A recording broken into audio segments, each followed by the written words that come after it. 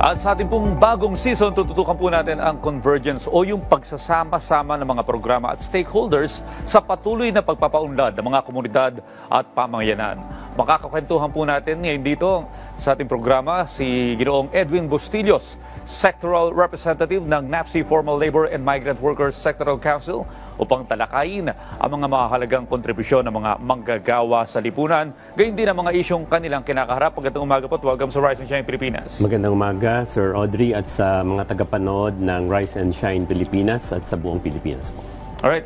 Sir, ipinapaalala sa atin ng Labor Day yung mga mahalagang kontribusyon ng mga manggagawa sa lipunan, maging yung mga isyong kanilang kinakaharap. Ano po ba yung mga pangunahing suliranin at ano yung mga sanhi po nito para sa ating mga manggagawa? Yes, sa kasaysayan, Sir Audrey, ang usapin ng unsafe working conditions, mahabang oras ng pagtatrabaho at mababang pasahod ang naging usapin noong ika-18 hanggang ika-19 na siglo na sa ating kasaysayan, kung kaya't ang mga naunang unionista noong araw ay kumilos para baguhin ang kalagayang ito. Sa kasalukuyan, patuloy pa rin itong nararanasan ng mga ordinaryo mga manggagawa. Mahabang oras ng trabaho, mababang pasahod, walang kasiguruhan at katiyakan sa kanyang trabaho at marami pang iba. Kaya ito yung mga issues na patuloy na kinakaharap ng mga manggagawa at ng kilusang paggawa sa kasalukuyan. Well, pag-usapan po natin yung datos. Sa kasalukuyan, ilan ang bilang ng mga manggagawa sa bansa at ano yung mga antas ng kahirapan ng kanilang sektor o yung pinag-uusapan na poverty incidents? Okay. Of course, yung salaried and wages employees, ito yung may direktang employment, nasa mahigit na 30 milyon yan.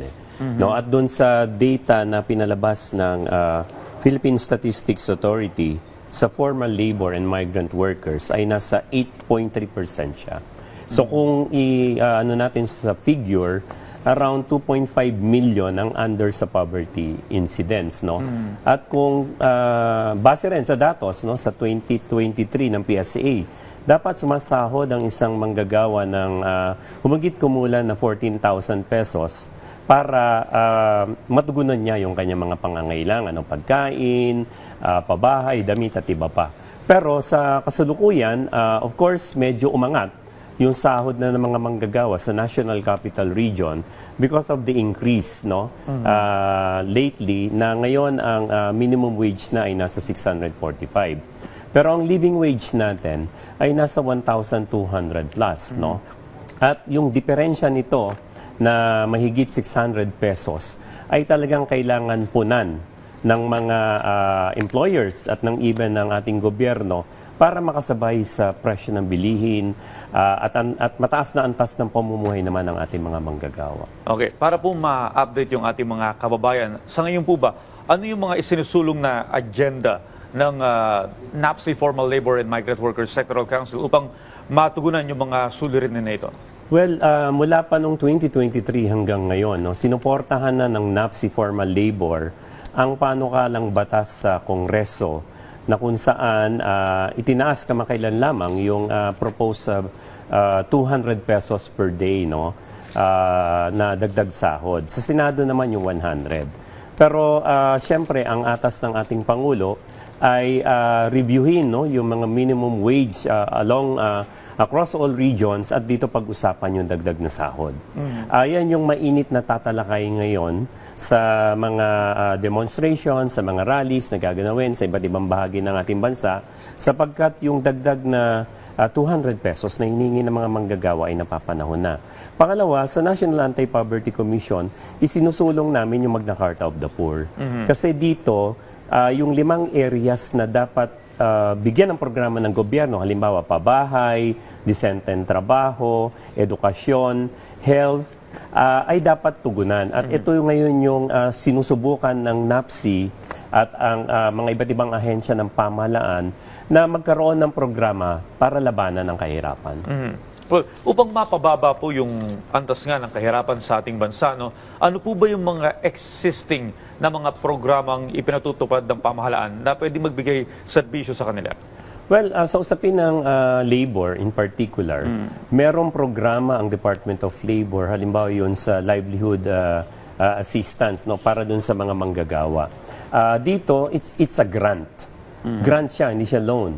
Na kung saan yung mga union, yung mga manggagawa, pwede mag-propose sa Department of Labor ng kanila mga livelihood activities. Pangalawa, siyempre capacity building din. So, sa tingin namin, malaki ang may tutulong ng Workers Organizational and Development Program para yung mga workers mas makapacitate pa, no?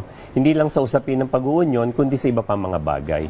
Sa DMW, merong continuing discussion and support para doon sa financial literacy ng mga migrant workers na pag nag-integrate na sila rito, reintegrate na sila dito sa Pilipinas, makakasabay sila, no, doon sa mga trabaho na pwede nilang malikha, mga livelihood activities, economic activities na pwede nilang gawin sa kabila nung maliit lamang yung halaga na pwedeng maibigay sa kanila. Tingin ko, ito mga bagay na ito, bagamat maliit, nagsisimula, ay pwedeng makatulong para labanan ng kahirapan. Pero siyempre, gusto naming tingnan sa NAPSI yung overall program ng ating pamahalaan. Halimbawa, kung ito yung Philippine Development Plan, paano ito naiuugnay sa local and employment plan, no? Labor and employment plan. Paano ito naiuugnay sa industrial plan ng DTI? Kasi itong mga planong ito, ang habol nito mag-create ng trabaho. Kung mas maraming trabaho ang makre-create at maganda yung pasahod, yung kahirapan, mareresolusyonan. Alright. Well, isinusulong din po ng inyong konseho yung pagtataas ng sahod ng mga manggagawa. Ngayon pong Labor Day, ito po yung pinaka-mainit pa rin na usapin. Itataas ba yung sweldo namin? Magkano po yung karagdagan sahod na inyong iminumungkahi para sa mga manggagawa? Well, nananawagan tayo sa ating Pangulo, President Bongbong Marcos Jr., na baka magandang tingnan na yung, o napapanahon na natingnan yung pagtataas ng presyo at pagtataas ng sahod ng mga manggagawa sa usapin ng lehislatura.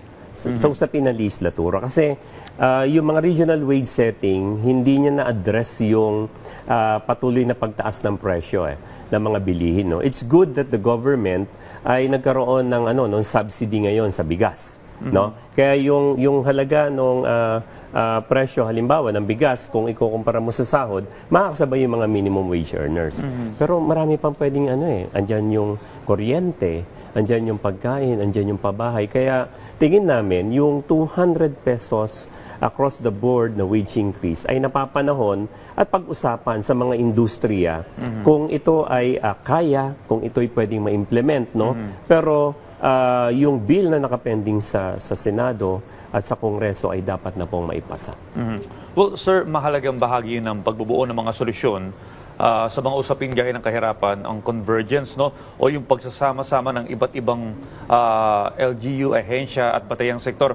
Sa aling ahensya po nakikipagtulungan ng inyong konseho at sa papaanong paraan ito nakikipag-ugnayan? Okay, sa usapin ng mga formal labor, whether ito ay private and public, ito ay sa Department of Labor at sa Civil Service Commission. Sa usapin ng mga migrant workers, ito ay sa DMW. Pero ibinababa namin ito doon sa mga local government kasi meron tayong tinatawag ngayon na sinusubukan namin na itulak yung Local Poverty Reduction Plan.